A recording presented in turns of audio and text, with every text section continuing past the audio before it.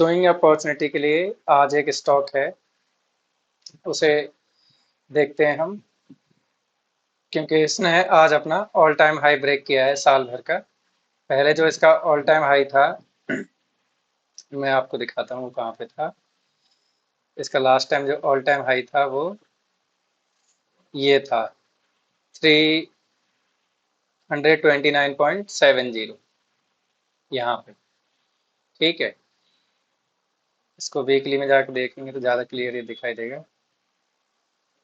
ये यहाँ पे 329.70 यहाँ पे ये जो इसने बनाया था last year 12th of May के वीक में, मई 2025 में ये ऑल टाइम हाई इसने बनाया था। लेकिन उसके ऊपर ना, उससे पहले भी जो इसने हाई बनाया था 323 रुपये 55 पैसे का, उसके ऊपर इसने क्लोजिंग नहीं दे पाया था। फिर इसने वापस यहाँ पे ट्राई किया लेकिन क्लोजिंग नहीं हुई, फिर यहाँ पे गया। आज जाके इसने इस ऑल टाइम हाई के ऊपर, जो बेसिकली ये 323 वाला है, तो दिसंबर 24 का है, 2024 का। फिर इसने फिर से ट्राई किया था यहाँ पे 2025 में मई में, लेकिन क्लोजिंग नहीं हो पाई थी। आज फाइनली इसके ऊपर और इसके ऊपर, दोनों के ऊपर क्लोजिंग हो गई है। तो क्या अब मतलब जैसे कल ओपन होते ही मार्केट इसमें ट्रेड ले लेना चाहिए, या इसमें कोई दूसरा तरीका है ट्रेड करने का? एक तरीका तो ये है जो ब्रेकआउट वाले ट्रेडर्स करते हैं कि ओपन, क्योंकि आज क्लोज हो गया तो कितने लोगों ने आज भी एंट्री ले ली होगी, कितने लोग जब ये कल हाई ब्रेक करेगा उसके बाद एंट्री लेंगे। ठीक है, तो अगर ये हाई ब्रेक करता है, आज का इसने जो हाई कितना बनाया है 349.95, यानी 350 के लगभग। अगर ये कल का हाई ब्रेक करेगा तो लोग एंट्री लेंगे और उनका स्टॉप लॉस आज का लो या ये स्विंग लो, इसको मानेंगे वो लोग। इस स्विंग लो को तो इतना लंबा इसका एसएल हो जाएगा।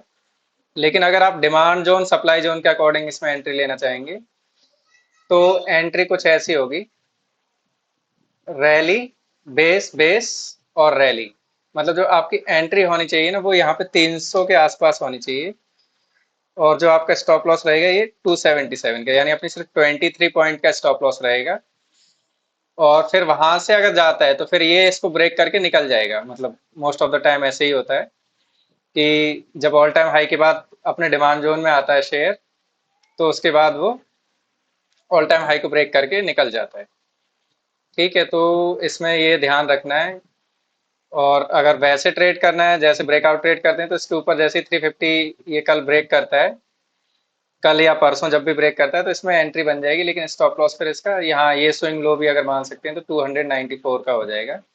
स्टॉप लॉस काफी बड़ा हो जाएगा, मतलब लगभग 60 पॉइंट का। लेकिन अगर आप इस डिमांड जोन में ट्रेड करेंगे तो स्टॉप लॉस आपका सिर्फ 23 पॉइंट का रहेगा। और 1:2 का अगर कोई स्विंग ट्रेड ही लेना है, जिसको इन्वेस्टमेंट नहीं करनी, ट्रेड करना है, खाली स्विंग ट्रेड करना है, 1:2 इजिली मिल सकता है। लेकिन यहाँ पे अगर आप ट्रेड ले रहे हैं और 56 या 60 पॉइंट का स्टॉप लॉस है, तो 120 पॉइंट चाहिए 1:2 के लिए। ठीक है, तो ये बात ध्यान रखिए। और एंट्री लेने से पहले अपना रिसर्च खुद से करें। मैं नॉन सेबी रजिस्टर्ड हूँ, मैं सिर्फ चार्ट एनालाइज करके बताता हूँ।